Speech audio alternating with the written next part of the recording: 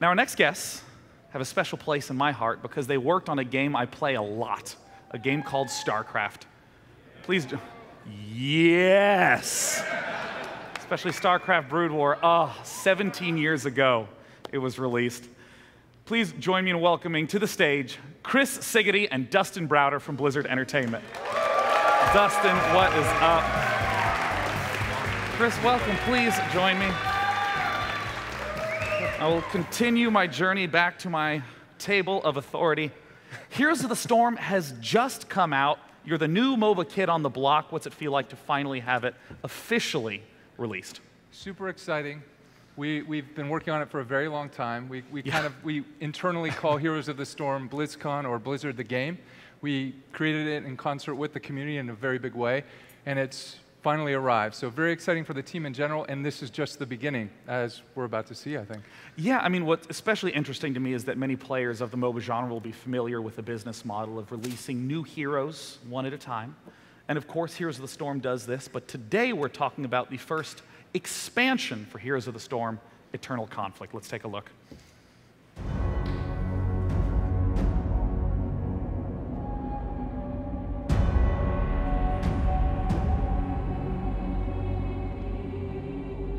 There is an eternal battle between light and darkness. The high heavens and the burning hells. Now, that conflict continues in a new arena.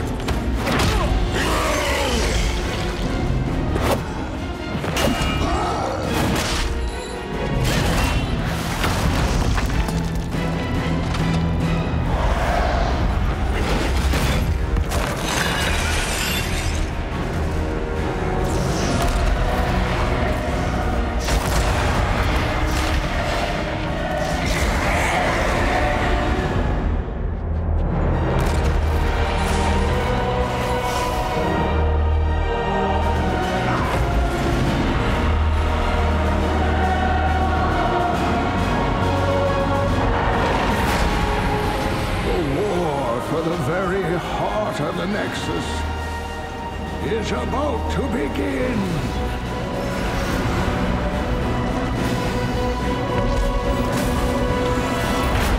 Which side will you choose?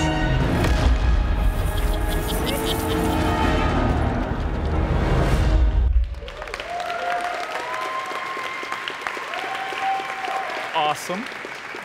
But I first want to ask, how do we think about what it means to have an expansion in a MOBA? Yeah, for us, Eternal Conflict represents this epic moment for us, which is the first Blizzard world entering the Nexus. It's all about Diablo for the next several months. Mm-hmm. It's Heroes, it's Battlegrounds, and more. And it's coming on June 30th. It's 2 weeks away. It goes up on PTR next week, so we're super excited about it. Well, awesome.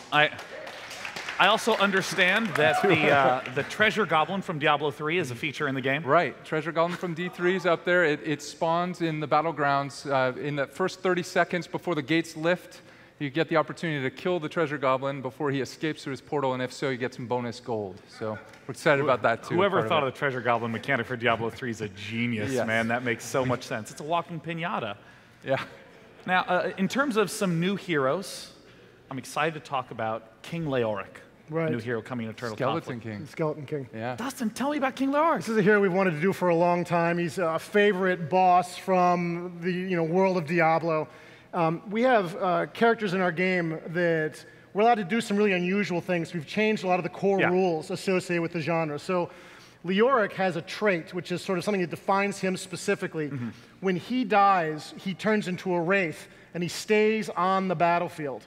And he'll stay on the battlefield for the duration of his death. Can he deal damage? He can't deal damage, but any damage, he can attack other players, and he can slow them and do other effects. Any damage he would have dealt lowers his death timer, which will allow him to get back into action even sooner. So you can imagine that you're running around as a wraith, sort of haunting the people that killed you. And then when your death timer ends, you'll return to the battle exactly where that wraith is standing. You don't need to come back from the fountain. You'll be right there, maybe just delivering just vengeance on the guy who killed you. Can anyone deal damage back to you? No, you're just a wraith, just floating around.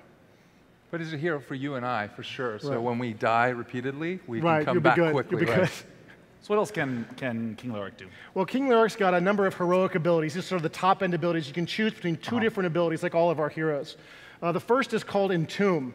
With Entomb, you can create these walls that will trap heroes maybe in a position they don't want to be right now. Maybe point blank with Leoric, and maybe some other team members might leap in to help you out as well. So he's this very powerful warrior character that can really control the battlefield.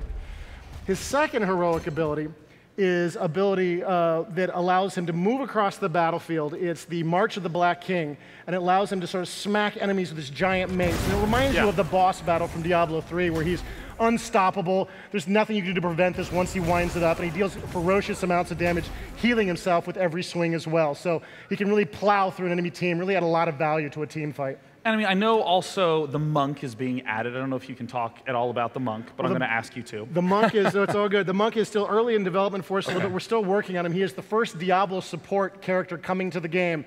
He's very mobile, very agile, leaping on enemies, jumping to help heal friends. And at the same time, we're trying to do something very special and different with his talents. So the monk is a character that can choose his own trait at the very beginning of the game. So instead of having a usual set of talents at level 1, he can choose which trait he would like to take, whether he wants to be more of an attack-oriented character, more of a melee kind of brawler, or more of a traditional support character. And it really allows us to use this talent system and really push it, giving you, the player, a lot of control over how you play this character. I mean, these heroes are particularly sort of crazy. I mean, with the way that you're working with the talent system, with the respawn, and with like so much content to draw from your past IPs, how do you do the sorting? Not just with which heroes you want to put in, but with these sort of ideas that we're actually getting the chance to see today. Well, there's a lot of different reasons. You know, obviously, Diablo support was something the community had been requesting for a long time that we wanted to do. The idea of having a character that didn't die was, came from, and we looked for different characters that could be on. We talked about Malthael for a little bit, as maybe that kind of character. And really, we looked at it, we felt like the Skeleton King made a little bit more sense. So sometimes we have an idea for a game mechanic, something that will really push the boundaries of what you've seen in this genre before. And sometimes it's just a character that needs to be done. So like, Arthas is going to happen. Like, we've got to do that guy. And sometimes it's just lots of different reasons. Yeah, I mean, for me, so many of the heroes that really stand out are like the Murkies, the Abathurs, the really fringe sort of characters, so I'm very excited to see. I think, Heroes has tried to set, and tried hard, and I think succeeded, to really set a tone of expect the unexpected, and there are these heroes, and the designers are really killing it, I think, with the amount of variety you see between the heroes. It's something that makes me continue playing Heroes each night, so.